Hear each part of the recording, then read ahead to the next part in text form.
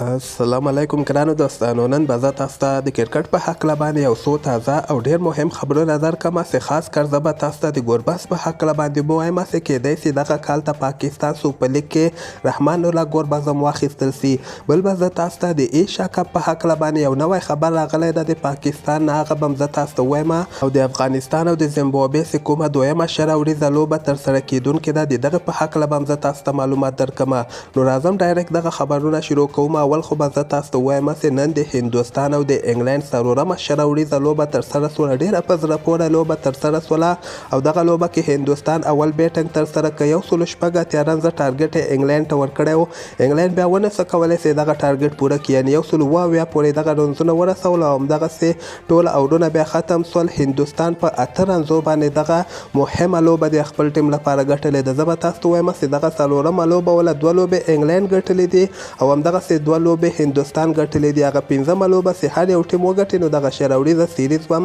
هماغه ټیم وګټي. دې نه علاوه به زه تاسو ته ووایم چې سبا ته یعنې د جمعې په ورځ باندې د افغانستان او د زیمبابوې دویمه شره وریځه لوبه ترسره کیدونکې ده چې دغه لوبه به زه تاسو ته ووایم چې د افغانستان په وخت باندې غرمې ټایم کې 2:30 بجې دغه لوبه شروع کیږي او دغه لوبه کې به زه تاسو ته ووایم چې هغه اولنۍ شره وریځه لوبه کې چې کوم لوبغاړي لوبه ترسره کړې وله ټول به هماغه لوبغاړي یو یا 2 لوبغاړي امکان لري چې په دغه کې بدل سي. دغه یو لوبغاړی حمزه هوتک چې کوم ده و امکان لري چې د دغه په ځای باندې مجیب زدران راوستل سي. نور به بقایا وای تقریبا هماغه لوبغاړي یا یو بله تبدیلي ورکې راولي، خو هغه هم ډېره مشکله ده او زه به تاسو ته ووایم چې دغه لوبه په RTS سپورټ باندې تاسو کتلی سئ، په جیو سوپر او په فیسبوک او یوټیوب کې هم تاسو د دغې لوبې لایف سټریمینګ کتلی سئ.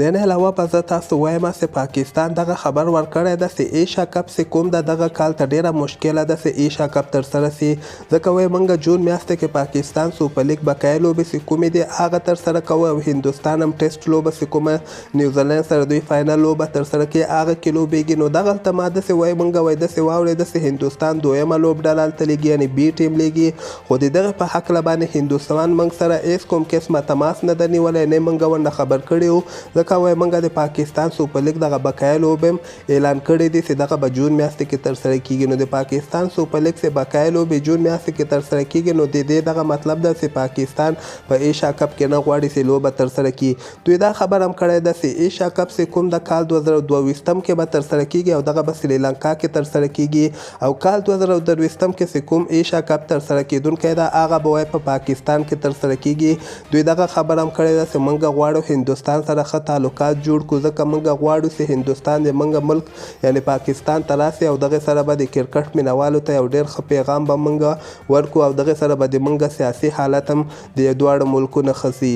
او دې نه علاوه به زه تاسو ته ووایم چې د پاکستان سوپر لیګ دغه بقایي لوبې چې کومې دي دغسې معلومات ما ترلاسه کړي دي چې دغه اولنۍ جون باندې که خیر شروع کیدونکې دی او 20 جون پورې دوام کوي. دغلته که موږ وګورو زیاتره د انګلند لوبغاړي یا د ساوت افریقا لوبغاړي هغوی چې کوم د پاکستان سوپر لیګ کې لوبه نشي کولی، ځکه هغوی خپل سیریزونه نه نو خپل سیریزونو کې به مصروفه وي. نو دغلته بیا پاکستان رسنیو نه دغسې خبرونه راوتلي دي چې موږ کولی شو چې نور لوبغاړي واخلو، یعنې مینی اکشن ورته ویل کېږي، وړکې غوندې اکشن به ترسره کېږي چې دغلته د افغانستان لوبغاړي چې کوم زیمبابوې سره دغه لوبې دي دغوی لپاره یو ډېر ښه چانس ده، ډېره ښه موقع ده چې په دغه 2 شره وریځو لوبو کې ښه وځلیږي. نو دغه د پاکستان سوپر لیګ فرانچایز مالکان چې کوم دي همدغسې لوبو باندې نظر نو خاص کر رحمان الله ګوربز نجیب زدران لپاره ډېر ښه چانس ده چې دغه بقایي 2 لوبو کې ښه وځلیږي، ځکه دلته انټرنیشنل لوبغاړي پاکستان سوپر لیګ ته زیاتره لوبغاړي نه راځي. نو دوی مجبوره دي چې نور لوبغاړي واخلي او دغلته د افغانستان لوبغاړي هم بېکاره دي